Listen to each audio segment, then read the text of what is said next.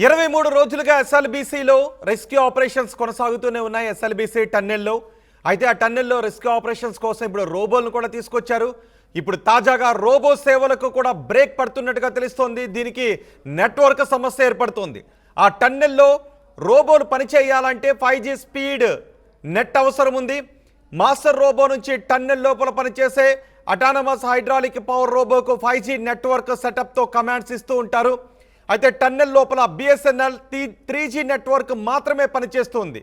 5G network అవసరమైన చోట 3G network మాత్రమే పనిచేస్తూ ఉండటంతో రోబో సేవలకు కూడా అంతరాయం ఏర్పడుతున్నట్టుగా తెలుస్తోంది.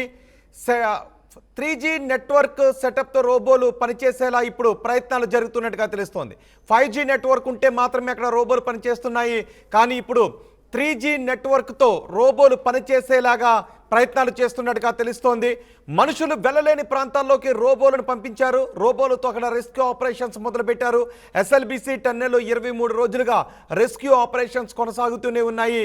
ఇప్పుడు మనుషులు వెళ్ళలేని చోటుకు రోబోలను పంపించి సహాయక చర్యలను వేగవంతం చేశారు. ఇప్పుడు మీరు ఆర్టీవీ స్క్రీన్ పైన కూడా చూస్తున్నారు. కానీ ఆ రోబోలు పనిచేయాలి అంటే వాటికి 5G స్పీడ్ నెట్వర్క్ అవసరం. లోపల 3G స్పీడ్ నెట్వర్క్ మాత్రమే వస్తూ ఉంది.